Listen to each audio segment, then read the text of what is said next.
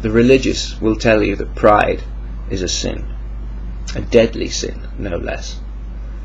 I, being an atheist, of course, know that the truth is actually the complete opposite of what the religious people say, and I'll try and demonstrate that. Pride, obviously, can come from being a complete jerk, but I'm not talking about vanity. I'm talking about self-respect, pride in who you are, and what you've done.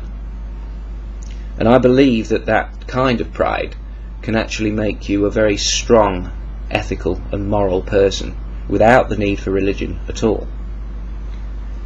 Pride, far from being a deadly sin, can be a virtue. And the story goes like this. When I was 25 and a guitarist in a band, and shall we say getting some, I was at the height of my womanizing, drinking, partying days. But it was getting to me a bit, and I wanted to get away, and I had good memories of a little town in Yugoslavia called Ponos, and so I decided to go there for 2 weeks on my own, and I had a great time. My run of good luck continued. I'd seen this 15-year-old German girl walking around. I cannot describe how gorgeous she was. Perfection. Sex on legs, as we used to say. But young. I was 25, so I was quite young myself, but she was still quite young to me. But magnet for the eyes. And I'd noticed her all over the place, in nightclubs, walking through the streets, and she was going out with this English piece of trash. She didn't speak English that well. She couldn't tell that he was scum, but any English person who heard him could hear every single word that he was saying and the way he was saying them and realising he was trash. He was about, I don't know, 17, 18, something like that. And one night, towards the end of the holiday, I was walking back from the nightclub along the beach, and this girl was sat in the dark, staring out to sea, crying her eyes out. And to get to the hotel I had to walk past her, and I couldn't walk past someone who was crying like that. So I stopped and asked her if she was okay, and she said that this English guy had said some really foul things to her, really foul things. And he just destroyed her. But now it was too late for her to go back to her room that night, because she was supposed to be back by 11 o'clock at night, and it was about 2 o'clock in the morning, and her parents would kill her if they heard her going back into her room, which was next door to theirs.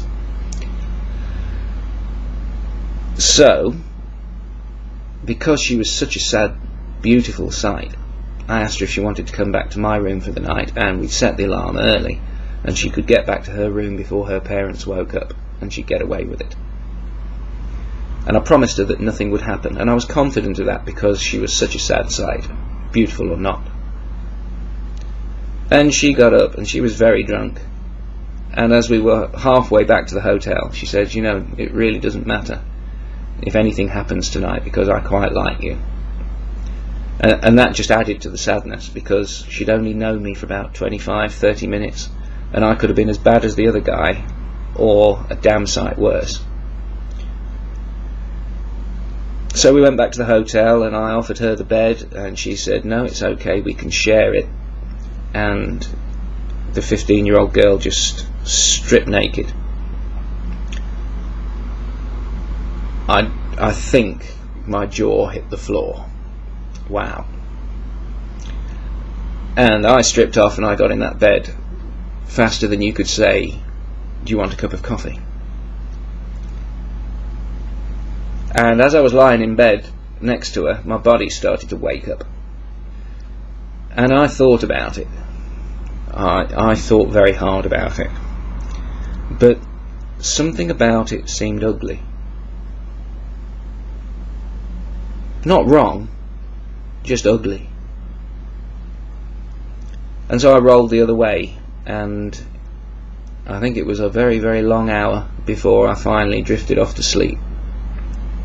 And in the morning, after the alarm had gone off and we'd woke up, got dressed, and she was about to leave in good time to get back before her parents got up, she turned to me and she says, "Why didn't you do anything last night? You know I wouldn't have minded."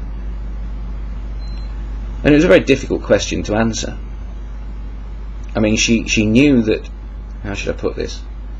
She knew I was in the mood. Maybe her self-confidence was damaged by a second guy turning her down. Beautiful girls can't be used to that. I just said, look, last night you were drunk, you were emotionally upset. You didn't think there was a decent guy on the planet, and had I jumped on you, you might have gone through your life thinking that. You might have done. Bad guy after bad guy. But it occurred to me that if I didn't do something, you would never be able to say to yourself there are no good men on the planet. You'd never be able to believe that if you remember me. And also I gained from it too, because I know that I resisted, that I did the right thing when I had every reason not to. I just did the right thing because it felt right. And I got the feeling that I would remember that night more than if I'd had sex. You see, at 25, I'd had enough sex to realise that you forget an awful lot of it. Some of it you remember, but in comparison to the amount you get, you forget an awful lot of it. And if we'd had sex, meaning me and the girl, I'd probably forget about it, but I wouldn't forget it. Had we had sex, it would have been okay, but forgettable. But by not having sex, that night became beautiful and memorable. Does that make any sense? And I'd always be able to look in the mirror and say, I like you. That's pride. It's not a deadly sin. It helped me be strong. It helped me do the ethical, moral thing. It's interesting that the religious call pride a deadly sin, when pride is probably one of the keys to behaving well in a given situation, resisting the temptation to do something that you consider beneath you, not worthy of you. It takes pride to make that decision and have the strength to stick to it. So it gives me another reason to hate religion, because it teaches people that pride is the very thing that they shouldn't have, when that's the thing that helps people behave strongly. It makes me wonder if maybe this has something to do with the criminal statistics, the way in more atheistic countries the crime rates are lower, but in religious countries where they don't chop your hands off, the crime rate is higher. Maybe if you tell people that they're scum, they're going to behave like scum. But if you tell yourself that you're shit hot, the business, the dog's bollocks, as we say in England, if you tell yourself that you're something special, then you'll behave like something special. If you get pleasure from feeling that about yourself, you won't want to let that go. An orgasm or two you'll forget, but a night where you do the right thing, you remember. And the girl wrote back to me a few years later, and she said, I still remember that good man. I hope he's still there. And I wrote back, and I told her that he was. He had some regrets, but he was still there.